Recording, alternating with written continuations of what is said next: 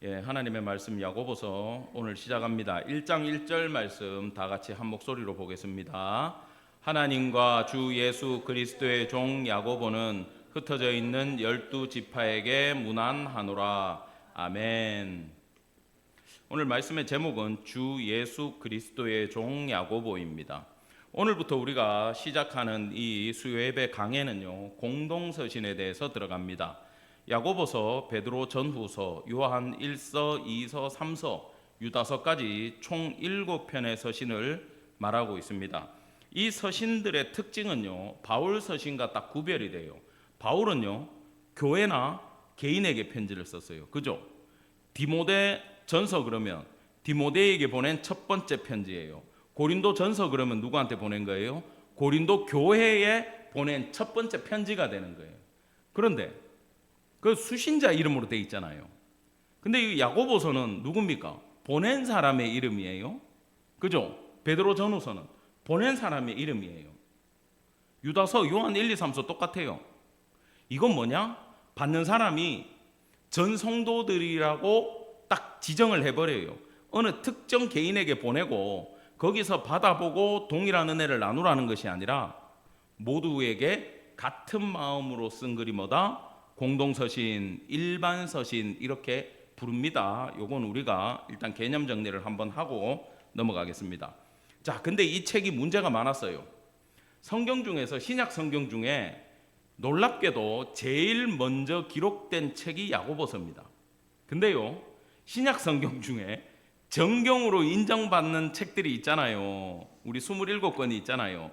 그 중에서 27번째로 지정받은 책이 야고보서예요. 그만큼 말이 많았어요.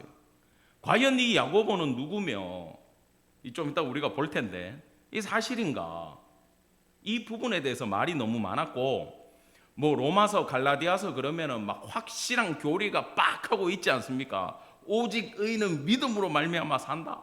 막 이런 메시지들이 굉장히 강력한 게 주옥 같은, 저는요 바울 서신을 읽을 때마다 충격을 받아요. 야, 저 지혜가 어디서 왔을까? 어떻게 같은 말을 저렇게 표현할 수 있을까? 여러분은 한글 성경으로 이렇게 보면 느낌이 잘 안 와요. 근데 번역하면서 이렇게 보잖아요. 나중에 영어로만 한번 해석해 보세요. 달라요, 느낌이. 정말 바울은, 그 당시 그 바울의 설교를 들었던 사람들은 정말 은혜였겠어요. 그런데 그런 메시지에 비해서 이 공동서신, 일반서신이라 불리는 이 책들, 특히 야고보서는 그런 스토리 라인도 약해 보이고 굉장히 내용이 딱딱딱 잘려지고 잠언처럼 그렇게 형성이 되어 있거든요. 그러니까 이걸 이해하기도 그렇고 어떻게 받아들여야 되는지도 말이 굉장히 많은 책이었습니다. 그렇기 때문에 이 안에 있는 내용만 딱 살펴놓고 봤을 때 우리가 지금까지 믿음으로 구원을 받는다라고 했는데 여기 내용을 주로 보면요, 어떻게 살아야 된다, 어떻게 살아라, 부자들은 어떻게 해라, 행함이란 이런 거다, 실천적인 내용들만 계속 강조를 해요.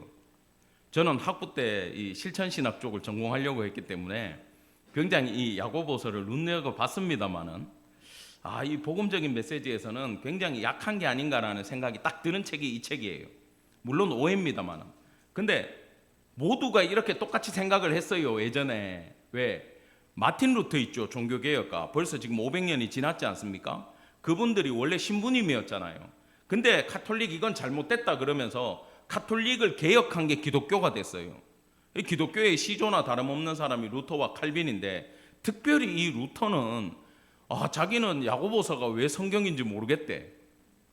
그래서 지푸라기 복음이다.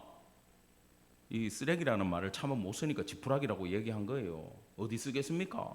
불 붙일 때밖에 더 써요? 가축들한테 까는 것밖에 더 돼요. 그 정도로 굉장히 평가절하했던 책이 이 책이었고, 많은 신학자들도 야고보서는 좀 수준이 떨어지는 게 아닌가 이렇게 생각을 했었습니다. 그런데요, 또 더한 것은 이 공동서신들이 배치되어 있는 위치가 어떻게 됩니까? 신약 성경에서 저 끝에 가 있잖아요. 그죠? 그러면은 우리가 통독을 하더라도 마태복음부터 열심히 보고 마태, 마가, 누가 막 요한까지 가가지고 아멘 그러다가 그 다음 뭡니까? 로마서 가잖아요. 그 다음에 막 바울이 굉장하게, 야, 이래서 바울이라 그러는구나. 신학을 이 사람이 집대성했구나. 복음이란 걸 이 사람이 확실히 명확하게 글로 기록했구나. 보다가 고린도 지나가고 히브리서 오면 쓰러져 버려. 더 이상 못 읽겠어. 그러고 포기를 해. 그래가지고 공동서신은요, 평생 가도 몇 번 읽지도 안 해요. 이렇게 우리 교회처럼 쭉 통독해가지고 나가면 모르는데, 안 그러면 보지도 않습니다. 이 부분은. 왜냐하면 사도 바울이 이신칭의를 강조를 했거든요. 그죠? 오직 믿음으로 구원을 받는다, 이렇게 얘기를 했기 때문에 이 행함을 강조하는 것은 오히려 이거 좀 복음이 아닌 것 같은데, 이런 생각이 들 수 있어요. 그러나 성도 여러분, 창세기가 중요하면 말라기도 중요하고, 마태복음, 로마서가 중요하면 우리가 뒤에 나오는 야고보서와 요한 1, 2, 3서도 중요해요. 맨 끝에 있는 책이 뭐예요? 성경에서 요한계시록. 중요해요, 안 중요해요? 어마어마하게 중요한 책이죠. 순서는 상관없어요. 그러면은 여러분 그걸 아셔야 돼. 둘 다 믿음 얘기야. 둘 다 바울이든 야고보든 믿음에 대해서 계속 얘기를 하는데 관점이 달라요. 바울은 구원받는 믿음에 대해서 계속 얘기해요. 그리고 율법과 비교를 해요. 그럴 수밖에 없었던 게, 바울이 전도했던 그 전도 대상자들은 특징이 기본적으로 구약의 율법 위에 있던 사람들이에요. 그래서 율법을 지키고 할례를 받고 제사를 지내야 구원을 받는다라는 기본적인 사상을 가지고 있는데, 바울이 믿음으로 구원을 받는다라고 그냥 툭 던져버리면 말도 안 되는 소리 하지 말라라고 얘기를 하는 거예요. 그 사람들은 믿음으로 구원받는다는 자체를 받아들일 수 없는 바탕 위에 있었다라는 겁니다. 그래서 바울은 계속 강조하는 게 오직 믿음밖에 없다. 강조법으로서의 믿음을 강조했던 거예요. 아시겠어요? 근데 야고보는 믿음으로 구원받는 거 좋다 이거야. 근데 믿음으로 구원받았다는 사람들의 삶을 보니까 어땠겠어요? 엉망이었겠지. 이게 엉망일 수밖에 없는 게 이런 상황입니다. 이미 예수님 오시기 전에 이 신약이 딱 시작되면서부터 우리는 뭘 알아요? 로마의 식민지다. 그래서 마태 같은 사람은 세금 거두는 세리, 삭개오는 세리, 세금 징수원, 착취원, 이런 사람들이고, 백부장, 로마의 군인, 압제자예요. 백부장이 종을 치유해줬지만 압제자들이라고. 가버나움인가 거기에 주둔하는 군대를 담당하던 사람이에요. 그 사람이. 아시겠어요? 그러면 이미 로마 식민지잖아요. 그리고 헤롯이 성전을 또 짓고 있대. 그죠? 다 지어간대. 그럼 그 전에 성전은 어떻게 됐어요? 무너졌다는 얘기잖아. 여러분, 기원 전에 예수님 오시기 벌써 한 야고보서가 쓰이기 100년 이상도 전에 폼페이누스라는 로마의 장군이 있어요. 이 사람이 이 신구약 중간계로 또 가야 되고, 어차피 다니엘서 끝부분에 조금 나오기 때문에 그때 한번 설명을 드리겠습니다만, 이스라엘을 짓밟아 버립니다. 그러니까 이스라엘하고 시리아하고 지금도 관계가 안 좋잖아요. 그 셀류쿠스 왕조하고 애굽에 있던 톨레미 왕조하고 전쟁을 1, 2, 3, 4차를 하면서 중간에서 계속 밟히다가 끝부분에서 누가 나오냐 하면 로마가 나와버린단 말이에요. 로마가 이제 지중해를 다 먹으면서 나머지 세력들은 거의 이 힘의 균형이 재편되고 로마가 강력한 나라로 지중해 일대를 다 잡아버려요. 근데 이 유대인들은 항상 어떤 성품입니까? 우리가 선민이고 니들은 지옥 갈 놈들이고 하나님은 우리를 보호하신다, 이 생각만 갖고 있지 하나님이 우주를 이끌고 간다는 생각을 그때 못했거든요. 그렇다 보니까 어떤 일이 일어났냐면은, 그 당시에 이제 유대의 두 세력이 있었어요. 그냥 뭐 이름 얘기하면 어려우니까 기존 기득권을 가지고 있는 그 시리아의 셀류쿠스 왕조 안티오쿠스 에피파네스 4세를 몰아냈던 왕조가 있어. 마카비 형제들 해가 쭉 내려왔는 그 집단들은 친로마 정책을 펼쳤어요. 근데 또 보수적인 사람들은 어떻겠습니까? 로마하고 싸우자 이렇게 됐겠지. 그러니까 로마 폼페이우스 장군이 치고 들어올 때 이 기존 보수 세력들은 할렐루야 그러고 문을 열어줘 버렸어. 그러니까 폼페이 장군은 와가지고 반대파들 다 죽이고 박살을 내고, 그때 성전은 지켰는데 농지가 무너졌어요. 그래서 예수님 오실 때 사람들이 지독히 못 먹고 살고, 또 어떤 문제가 있습니까? 그러면 내 땅이 다, 농지가 다 빼앗기고 불타고 훼손됐으면 내가 밥 먹고 살아요, 못 살아요? 못 살죠. 그럼 남 밑에 들어가죠. 그걸 뭐라 그럽니까? 소작농이라 그러죠. 소작농이 돼버렸어요. 거기다가 예수님 오시고 나서, 예수님 오시기 전부터 그랬는데 예수님 오시고 나서 또 어떤 일이 있습니까? 예수님 올라가시고 나서 스데반 사건이 있잖아요. 그죠? 그때 성도들 다 흩어져 가지고 이방 땅으로 다 뭐 안디옥 이런 데로 다 가버렸어요. 그럼 그 사람들 삶이 어땠겠어요? 예수님이 오셔가지고 저것들 오병이어 했어. 근데 칠병이어를 왜 했다 그랬어요? 저대로 며칠 동안 복음 듣고 쫄쫄 굶다가 집에 걸어가다가 다 쓰러질 것 같은데 먹이고도 챙겨줬다 그랬잖아 그때. 그게 지금 유대인들의 삶의 모습이었단 말입니다. 근데 야고보 입장에서 하나님을 믿고 예수를 받아들이고 구원받았는데 이 사람이 부자야. 소작농을 쫙 거느리고 있어. 근데 그 가난한 성도들을 안 챙겨. 그러면 당신은 구원받은 사람이 맞습니까? 이러는데 난 바울 선생님한테 들었는데 오직 믿음으로 나는 구원을 받았어요. 이러고 있는 거야. 야고보가 봤을 때 그거는 맞아요? 틀려요? 아니잖아. 야, 그건 참 믿음이 아니다. 네가 진짜 믿는다면 네 삶에는 행위가 나와야 된다. 이 이야기를 야고보가 하고 싶었던 거예요. 그래서 바울의 복음이 잘못된 게 아니고 부족한 게 아니고 야고보의 복음이 잘못되고 부족한 게 아니라 듣는 대상이 같다 다르다 달랐다. 시대적 상황이 같다 다르다 달랐다라는 거예요. 이것이 바로 우리가 야고보서에 대해 오해하고 있는 점들이라는 겁니다. 자, 우리가 아까 내가 야고보 입장에서도 얘기를 했는데 이 유튜브나 요즘 이런 게 많이 발달되어 있으니까 사람들의 토론의 문화가 굉장히 올라가요. 그러면서 예수님 사랑이잖아요. 예수님 사랑의 주님인데 왜 죄인들에 대해서, 동성연애자들에 대해서 받아들이지 못합니까? 라고 얘기를 해요. 구약을 제껴놓고서라도 모두를 사랑하라고 하셨고 십자가의 은혜가 크다면 모든 죄인 다 구원해 주셔야 되는 거 아니냐. 그죠? 그다음에 심지어 이제 사형제도 있잖아요. 그거에 대해서도 이제 들고 나와요. 사람들이 토론을 벌여요. 살인하지 말라 하셨는데 사형을 찬성해 버리면 이거는 내가 또 하나님의 자리에서 사람을 죽이는 게 되지 않습니까? 그렇게 얘기할 수 있잖아. 근데 그 살인하지 말라는 무조건적으로 살인하지 말라가 아니기 때문에 어원적으로 들어가면 죄인에 대해서는 하나님은 칼이에요. 징계가 확실히 있어요. 돌로 쳐 죽여라 이러시잖아 하나님.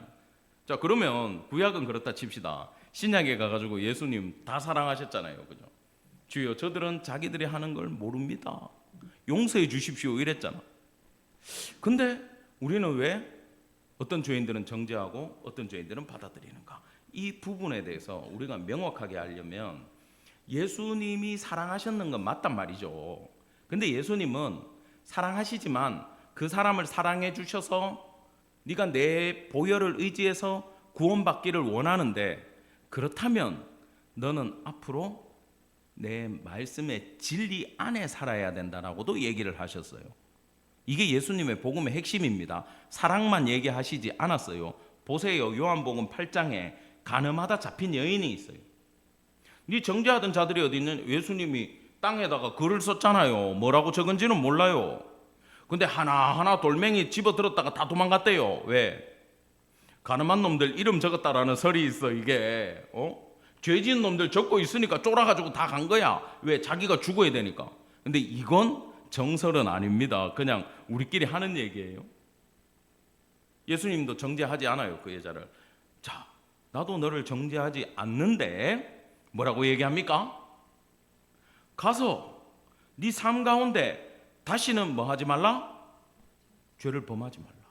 진리 안에 행해라. 말씀 안에 살아가라고 얘기를 하신 거예요. 사랑하지만 너는 어떻게 살아야 된다? 내 사랑에 합당한 삶을 살아내야 된다라는 얘기지. 그래서 우리가 생각해야 되는 게 구원은 믿음으로 받는 게 맞지만 이게 그냥 나는 믿어요라고 얘기하고 내 마음대로 살아버리면 이 사람 구원 못 받은 거지만 세상 사람들이 볼 때도 이 구원이 싸구려가 돼버린다라는 겁니다. 이걸 우리는 이해를 해야 된다라는 거예요. 자, 그래서 바울 복음, 야고보의 복음을 비교해도 바울은 믿음으로 구원받는다 그랬죠? 야고보는 믿음을 지키며 살아가는 삶에 대해서 얘기를 해주는 거예요. 그러면 야고보는 행위를 강조하냐? 아닙니다. 보세요. 이 주제를 딱 정리해 보면요. 첫 번째 시험과 믿음, 그 다음에 행위와 믿음, 그 다음에 말과 믿음, 세속주의와 믿음, 고난과 믿음. 온통 무슨 얘기하고 있어요? 믿음 얘기하고 있잖아. 어차피 같은 믿음을 더 넓은 의미로 지정을 해주고 있다라는 겁니다. 여러분, 이게 지금 우리 시대에 꼭 필요한 이유가 뭔지 아세요? 교회들에 대해서 여러분들도 친구나 이렇게 다른 교인들한테 듣는 얘기가 있겠지만 각 교회마다 추구하는 바가 있잖아요. 어떤 교단은요, 오직 불러 그래. 은혜만 강조해. 성령의 능력만 강조해. 방언하는 것만 강조해요. 맨날 부흥하고 두들겨 부숴 그냥 막 찬양만 해. 한쪽에는 조용해요. 계속 말씀만 전해요. 그러면서 또 어떤 데는 뭘 강조하고 있는지 압니까? 공로주의를 강조해요. 자, 믿음의 행함이 필요하다. 너의 행함은 뭐가 있어야 되겠냐? 그러면서 네 믿음이 진짜면 너는 새벽기도 나와야 되고, 네 믿음이 진짜면 너는 수요예배 금요기도에 빠지면 안 되고, 네 믿음이 진짜면 너는 성경 공부 나와야 돼. 네 믿음이 진짜면 40일 기도 들어가야 되고, 네 믿음이 진짜면 너는 1,000번째 헌금을 드려야 돼. 네 믿음이 진짜면 한 달에 3주는 어떤 봉사를 네가 해야 돼. 그게 아니면 네 믿음은 가짜야. 그딴 식으로 신앙생활 할 거면 때리치워. 이렇게 얘기한단 말이에요. 이것도 틀린 거예요, 여러분.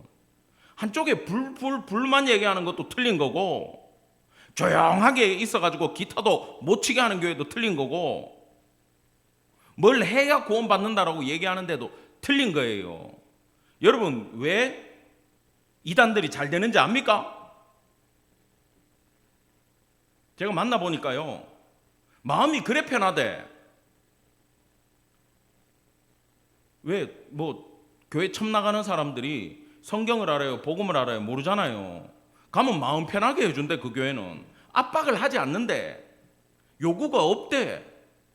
그러니까 내 경건 생활하기 너무 좋다는 거야. 할 말이 없어요. 한쪽은 실질적인 내 인생을 책임져 줬대. 우리 교회 장로님이 내가 실직해가지고 힘들어하는데 날 취직시켜주고 생활비도 지원해줬다. 내가 어떻게 그분을 배신할 수 있느냐? 선배가 아무리 얘기해도 나는 그 교회에 있어야 된다. 제가 옛날에 총각 때 전도해 놓은 친구가 이단에 빠져 있길래 가서 빼오려고 갔더니 그래 얘기를 하더라고.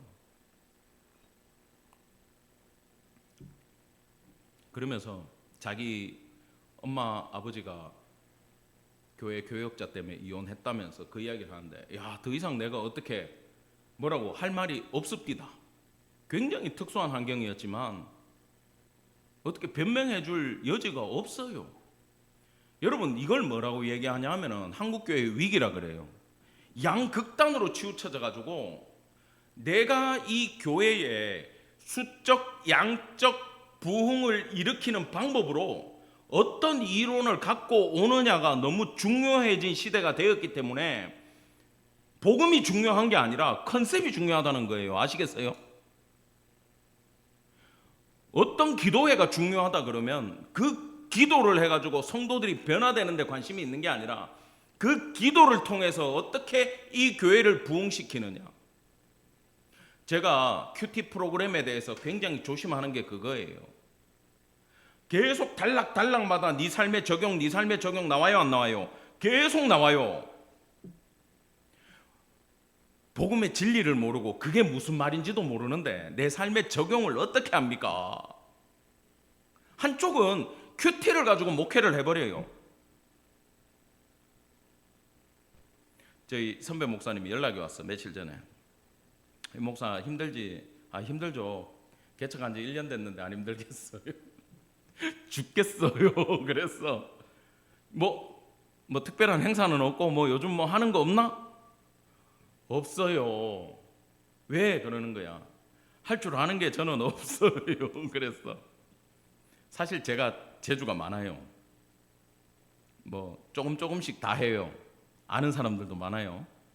여러 조직에 다 있어요. 내 컨셉이 수적 부흥이다. 교인들한테는 죄송합니다. 빨리 부흥을 좀 시켜주면 편할 텐데 일의 순번이 너무 빨리 돌아오는 것 같아서 미안해. 근데 제가 이제 선교지에서 깨달았어요.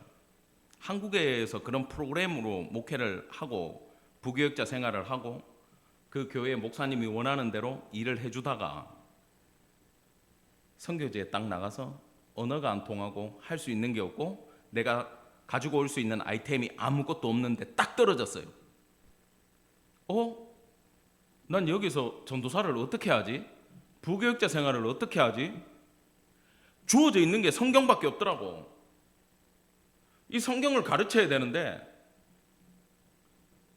내가 신대원까지 나오고 이걸 몇 년 공부해가지고 장학금까지 받으면서 신대원을 다녔는데도 못하겠더라고, 그것만으로. 그때 제가 회개를 많이 했어요. 엎드려가지고 주님, 저는 아는 게 없습니다. 그때 제가 받았던 메시지가 있어요. 다른 거 하지 마라 그러시더라고. 그래서 그때부터 저는 컨셉이 뭐냐 하면은 성경만 봅니다. 성경만. 물론 이것도 부족함이 있고 나중에는 영역을 넓혀야 되지만 지금 제가 할 수 있는 영역이요. 오늘 우리가 야고보서 1장 1절밖에 못 봐요. 이게 진짜 무슨 말씀인가? 거기에 대해서 내가 연구하고 파고 들어가요. 여러분, 엘리야, 엘리사 지금 성경 읽고 있죠? 그 부분. 좀 있으면 이제 11개 하로 넘어가겠다, 그죠?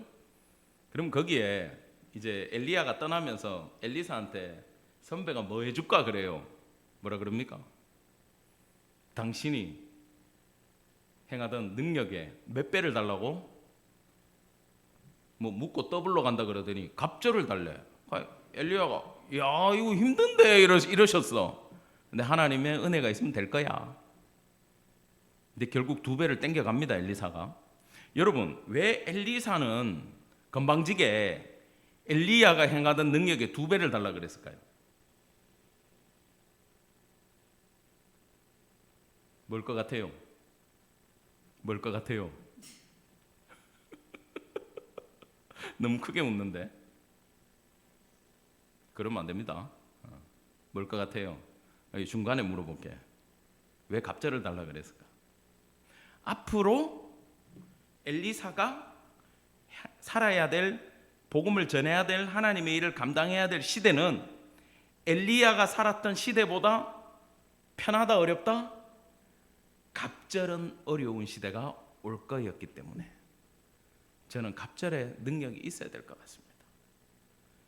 여러분, 그 은혜가 어디서 올 것 같아요?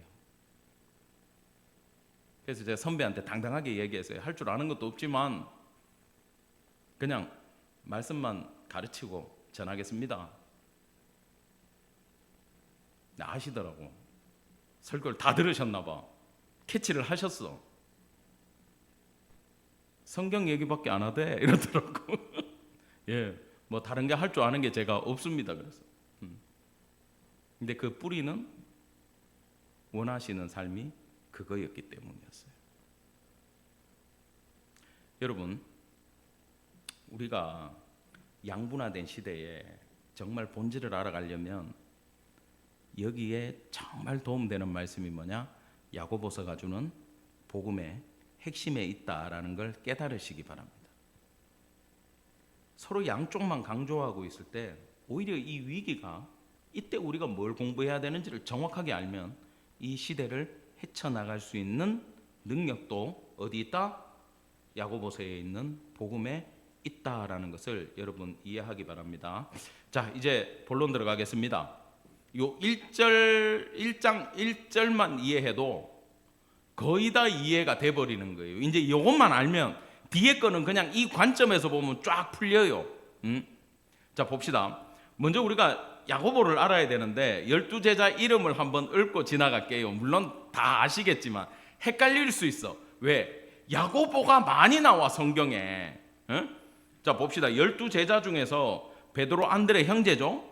그 다음에 야고보, 요한 형제예요. 근데 이 야고보는 오늘 이 저자 야고보가 아니에요. 이분은 더 일찍 순교하셨어요. 이분은 뭐라 그러냐? 세베대의 아들 야고보. 요한하고 세베대의 아들인데 둘이 우레의 천둥의 아들이라는 별명이 있어. 그래 베드로, 야고보, 요한은 이 좀 특수한 그룹으로 예수님이 끌고 가셨어요. 그죠? 좋게 보면 수제자고 나쁘게 보면은 이 좀 지진 아들이야. 문제가 많은 애들이야. 그 다음에 있는 사람이 빌립, 바돌로메. 바돌로메는 나다나엘이라고도 봅니다. 도마는 디두모라고 하고 마태는 세리고 세리레위라고 불렸어요. 그 다음에 또 누가 있냐면 알페오의 아들인 야고보와 우리가 이렇게 외웠잖아요. 그 사람은 다데오라고 불리는 유다와 형제지간이에요. 아시겠습니까? 근데 요 야고보는 작은 야고보라고 불렀어요. 왜? 야고보가 둘이니까. 그 다음에 누가 있냐 하면 시몬. 근데 시몬이 있고 시몬 베드로가 있잖아. 헷갈리니까 가나나인, 뭐 이 사람이 가나안 사람이다 어디다 말은 많은데 열심당원이다 뭐 이런 말은 많아요. 근데 정확하게는 모른대요. 이 시몬이 있었고 그 다음에 유명한 가룟 유다가 있어. 이 유다가 가룟 유다기 때문에 유다가 다데오라고 불린 거예요. 헷갈리니까. 아시겠죠? 근데 12제자에 들어가지 않는 사람이 이 복음서를 썼어요. 그럼 이 사람은 누구인가? 자, 먼저 야고보라는 이름은 구약에서는 야곱이라 그럽니다. 야곱. 영어로 제이콥이라 그러고 이 이름인데 우리가 알죠? 아브라함, 이삭, 야곱, 요셉으로 흘러갈 때 그 세 번째 족장이 야곱이었어요. 야곱은 태어날 때부터 형 붙잡고 나오죠. 절대 안 지겠다. 아버지한테 사기치죠. 이름의 뜻이 속이는 자예요. 근데 나중에 하나님이 이 사람 이름을 뭘로 바꿔줍니까? 이스라엘로 바꿔가지고 이스라엘 12지파의 시조로 만들어줘요. 문제는 이 야고보는 당시에도 그렇고 지금도 그렇고 너무너무 흔한 이름이란 말입니다. 좋지 않은 뜻이지만 하나님이 능력의 이름으로 바꿔줬기 때문에 너무 좋은 이름이 돼버렸어요. 그래서 아무나 다 야고보야. 야고보 이러면은 길에서 시장에서 야고보 이러면 한 30명이 돌아본다고 보면 돼. 그렇게 많은 이름이니까 우리는 너무 헷갈려. 자, 근데 첫 번째 야고보는 요한의 형제 야고보인데 치맛바람 야고보야. 예수님 친척이잖아. 딱 내세워가지고 나중에 정계 진출하시면 우리 아들 우편 좌편 영의정 좌의정 시켜주십시오. 이 야고보 땡이에요. 그 다음에 작은 야고보 땡이에요. 근데 그러면 이 저자 야고보는 누군가? 마태복음 13장에 나옵니다. 고향으로 돌아가서 그들의 회당에서 가르치시니 그들이 놀라 이르되 이 사람의 지혜와 이런 능력이 어디서 났느냐? 이는 목수의 아들이 아니냐? 그의 어머니는 마리아, 그의 형제들은 야고보, 요셉, 시몬, 유다라 하지 않느냐? 자, 여기에 나오는 예수님 브러더. 오케이? 갑자기 영어로 했어? 여기 야고보와 유다가 공동서신에 있는 야고보서와 저 끝에 있는 유다서의 저자예요. 이해가 됐죠? 이 사람들은 예수님 시대 때 12제자에 부름받은 자들이 아니에요. 여러분 생각해 보세요. 우리 뭐 김 집사님은 형이 없죠? 형이 있다고 칩시다. 저도 형이 없어요. 근데 내가 태어났는데 어느 날 밥을 먹는데 형님이 나보고 야, 내가 메시아야, 내가 그리스도야. 그러면 뭐라 그러겠어요? 형 시끄럽고 밥이나 먹어. 왜 반찬이 부족해? 그러겠지. 말도 안 되는 소리 하고 있어. 맨날 내하고 같이 화장실도 가고 밥도 먹고 잠도 자고 코도 골면서 무슨 메시아야, 병원 가자, 이렇게 되는 거야. 여러분, 이 동생들이 예수님을 믿었겠어요? 못 믿었겠어요? 못 믿죠. 근데 보세요, 요한복음 7장에 이런 게 나와요. 그 형제들, 그러니까 뭐 야고보, 유다 이런 동생들입니다. 형님한테 얘기합니다. 아니, 지금 그렇게 능력 행하는 걸 제자들도 보게 더 많은 제자들 삼으라는 거지. 여기 갈릴리를 떠나가지고 이 시골 총구석 떠나가지고 서울로 가세요, 이거야. 거기 가서 정계로 진출을 하세요. 어떻게 나타내기를 원하면서 묻혀 사는 사람이 어디 있습니까? 이제 당신의 능력을 대도시 예루살렘 가서 행하십시오, 이렇게 얘기했어. 근데 여기에 5절 다 같이 시작. 이는 그 형제들까지도 예수를 믿지 아니함이로라. 자, 그런데 그러면 가라고 했는 것도 거짓말인가? 아니에요. 이건 무슨 얘기냐 하면은, 형님이 능력이 있는 건 알았어. 뭔가 할 수 있을 것 같아. 막 사람들 먹이고 그래.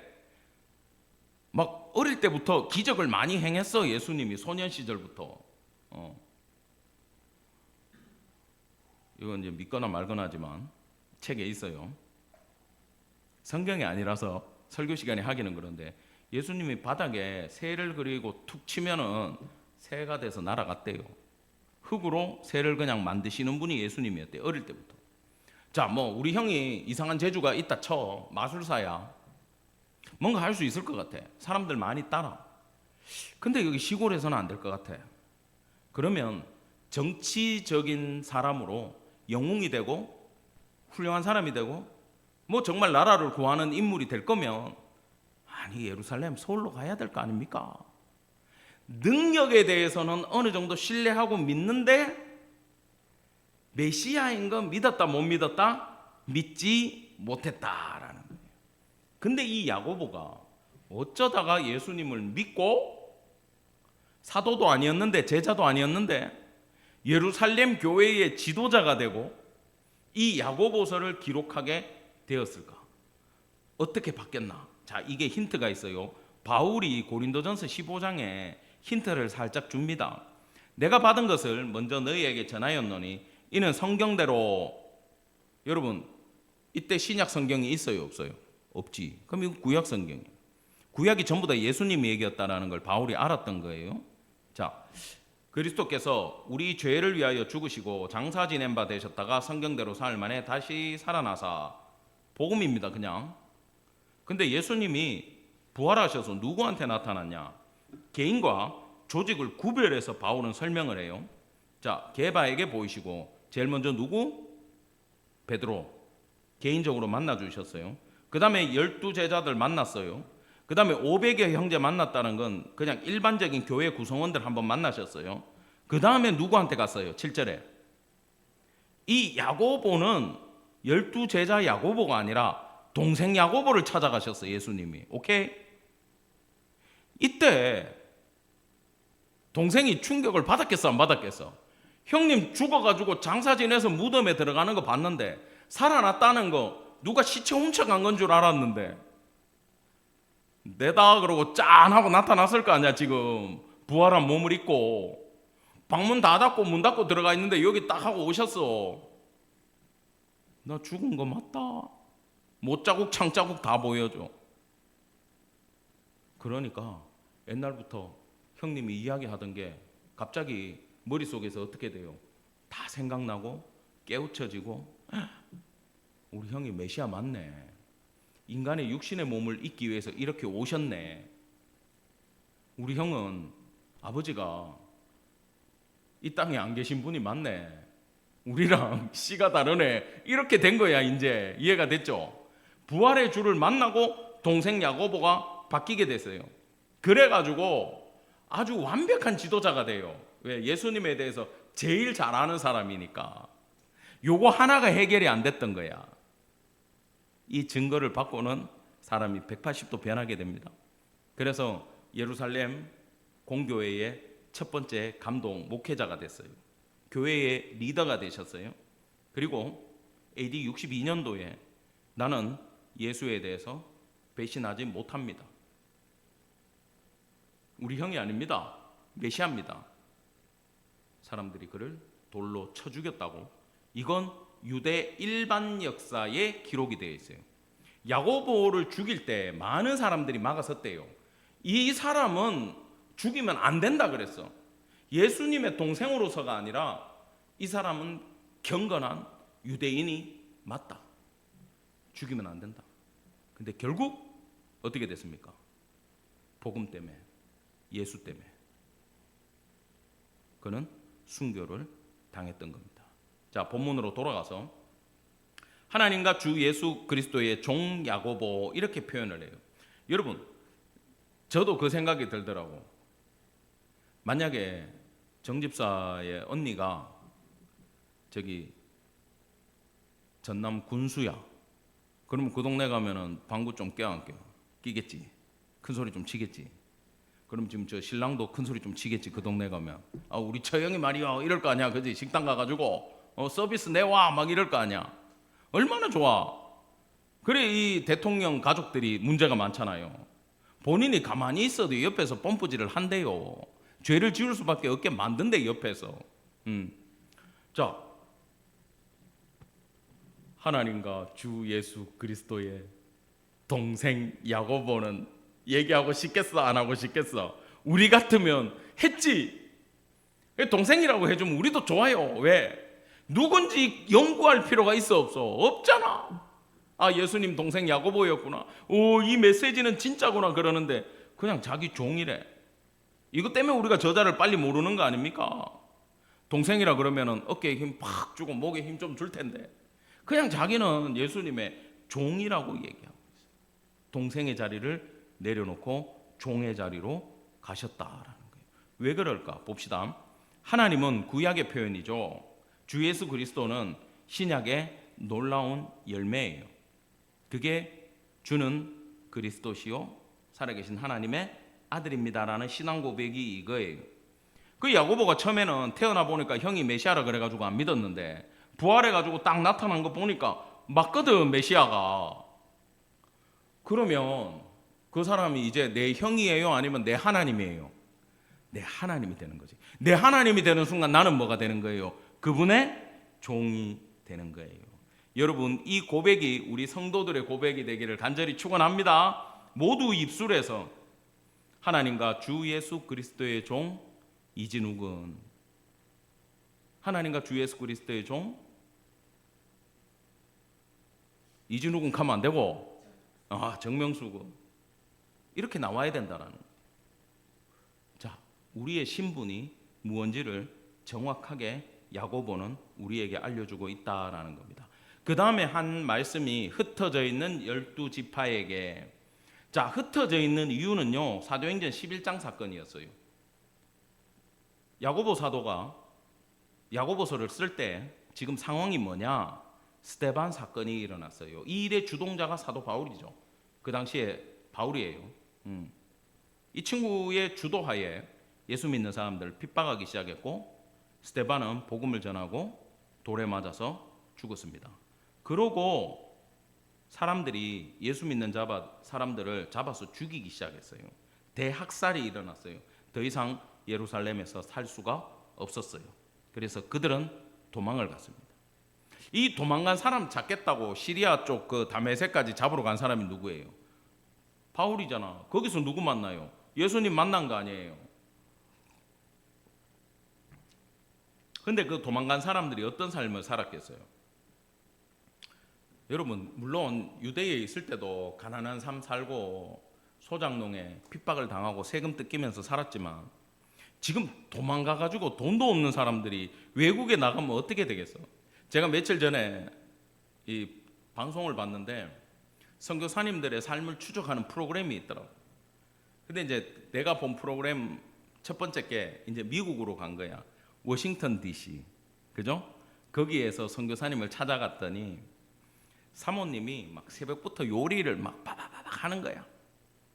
그리고 이따만한 데다가 막 닭고기 삶아가지고 야, 그거 다 뜨거운 거 뜯어가지고 정말 집밥을 습을 만드는데, 야, 그거 끓이는 거 보니까 우리 닭백숙하고 똑같아. 그렇게 쫙 끓이고, 그 나중에 우리도 보면 막 야채 넣어가지고 죽 끓이잖아요. 똑같아요. 당근하고 썰어놔가지고 양파 넣고 죽을 끓여. 근데 목사님 봉고차 뒤에 보온밥통 이따만한 게 그 죽이 몇 통이 실려. 매일 나가는 거예요. 그리고 사모님 차에는 빵하고 옷하고 가득 실려. 그리고는 그 히스패닉들, 라틴 쪽에서 넘어온 사람들, 이런 사람들이 노숙하는 지역에 가가지고 얼마나 위험하고 더럽고 그런 데 아니겠어요, 그죠? 거기 가서 먼저 먹이시더라고. 죽 꺼내가지고 사람들 줄 쫙 서는데 추워 또. 그러니까 사모님 또 갖고 나가지고 목도리 하나씩 감아주고 죽 주고 빵 주고 또 보따리 싸서 먹고 갖고 가. 그걸로 그날 하루 버텨야 된대. 이 사람들이 전부 다 일용직으로 연명하고 있는데, 이 정권이 바뀌면서 이런 사람들을 못 쓰게 하니까 이 사람들이 굶어 죽어요. 그러니까 선교사님들이 그 일을 하면서 거기서 예수님 당신 사랑하십니다, 성경 읽어주고 프린트해가지고 나눠주고, 근데 일단 먹이고 시작하더라고. 근데 얼굴을 보니까 이 사람들이 그냥 밥 얻어 먹으러 온 사람들이 아니야. 그 얼굴에 감사와 기쁨이 있어요. 뒤에 이렇게 빼가지고 인터뷰를 막 하는데, 저 목사님 진짜예요 그러면서, 저분 때문에 우리가 살았어요. 왜 오셨어요? 그러니까 아니, 남미에 뭐 멕시코에서 자기는 왔는데 이제 아들 데리고 와이프 데리고 이쪽으로 도망쳤대. 왜 그러냐 그러니까 마약 안 하면 쏴 죽이고, 마약 안 사면 죽이고, 아들 뺏어가 가지고 갱단에 가입시키고 막 무법천지래요. 더 이상 거기서 살 수가 없었대. 그래가지고 인당 몇 천만 원씩 주고 이민이라고 넘어왔는데 불법 이민이야. 여권이 없어. 잡히면 또 가야 되는 거야. 그러니까 그 삶이 어떻겠어요? 여러분, 내가 그걸 보면서 누가 생각났냐 하면은, 이 지금 야고보서를 봤던 스데반의 일로 흩어져 있는 그 12지파의 공고한 삶의 현실이 거기서 보이더라고. 모르긴 몰라도 그때 안디옥으로 다메섹으로 피난 갔던 그리스도인들, 초기 교회의, 초대 교회의 성도들의 삶이 이랬을 것이다. 그걸로 먹고 살았을 것이다. 일용직으로 먹고 살고 핍박받고. 그들에게 지금 야고보는 이 메시지를 전달해 주고 있어요. 여러분, 이 가치를 아시겠어요? 이제 어떤 상황에 어떤 사람이 보내는지를 우리는 먼저 알아야 된다는 겁니다. 그 사람들이 이제 신앙을 지키고 싶겠어? 버리고 싶겠어? 버리고 싶겠지. 못 견뎠겠지. 주님, 이제 굶어 죽을 것 같습니다. 주님, 이제는 더 이상 못 살겠습니다.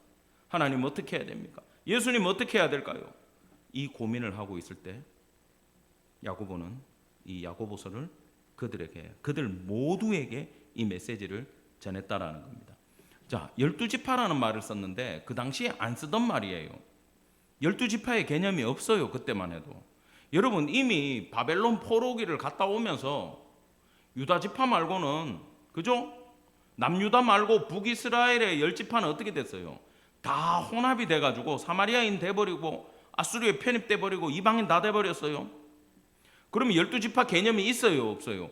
없잖아요. 근데 12지파의 개념을 딱 가지고 와요. 이건 지금 혈통찾기를 하는 게 아닙니다. 자, 요한계시록 21장에 보면 그에 대한 답이 나와요. 이제 종말을 이야기하는 겁니다. 종말론적으로 보셔야 돼요. 크고 높은 성곽이 있고 12문이 있는데 문에 12천사가 있고 그 문들 위에 이름을 썼으니 이스라엘 자손 12지파의 이름들이라. 구원받는 자손들이 누구다? 이스라엘 12지파의 이름을 갖고 있고, 동서남북에 문들이 이렇게 3개씩 있고 성곽에 12기초석이 있는데 그 돌 위에는 어린 양의 12사도 12이름이 있더라. 베드로, 안드레, 야고보, 요한, 시몬, 다데오 쭉 있더라. 마띠아까지 있겠지 거기에. 그러면 12지파와 12제자, 이건 뭘 말하는 걸까요? 하나님 나라의 새로운 교회 공동체 전체를 이야기하고 있는 말이에요. 종말에 거기에 이름에 들어갈 구원받을 성도들아, 이렇게 야고보가 불러주고 있다라는 겁니다. 사랑하는 성도 여러분, 그때 성도들이나 우리나 다 여기에 들어가야 되는 줄 믿으시기 바랍니다. 흩어져 있지만 야고보는 다 하나님의 12지파 한 백성으로 그들을 바라보고 있다라는 거예요. 마지막입니다. 무난하노라 카이레인 이렇게 적었어요. 이건 안부 전합니다라는 뜻이 아니에요. 목양하고 인도하고 교제하고 돌보고 있다라는 단어를 딱 적어요. 난 너희들을 이 말씀으로 돌보고 있습니다. 하나님의 말씀을 먹이겠습니다. 하나님의 말씀으로 케어하겠습니다라고 아주 놀라운 말씀을 하고 있어요. 일반적인 이야기가 아니에요. 여러분, 이건요, 선교 현장에 가보면 알아요. 선교사가 돼보면 알아요. 선교지에 있는데 누가 진짜로 목양을 해주고 도와주고 메시지를 전해주면 이건 놀라운 은혜입니다. 얼마나 감사한지 몰라요. 여러분 겪어보셨죠? 해외에서 이런 걸 말하고 있는 거예요. 자, 말씀을 결론 짓겠습니다. 우리는 이제부터 야고보서를 봅니다. 야고보는 우리에게 마지막 날 어디에 들어와야 된다?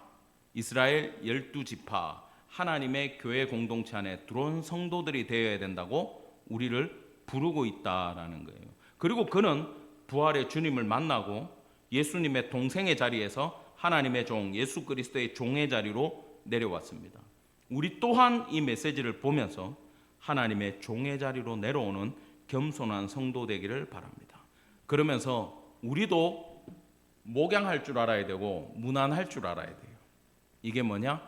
우리의 사랑이 필요한 곳에, 우리의 메시지가 필요한 곳에, 복음이 필요한 곳에 우리가 복음 가지고 가고 말씀 전해주고 기도 편지 전해주고 중보해주고 찾아가서 신방해주고 하는 사랑의 나눔이 있어야 되는 줄 기억하는 성도 되기를 간절히 바랍니다. 기도하겠습니다.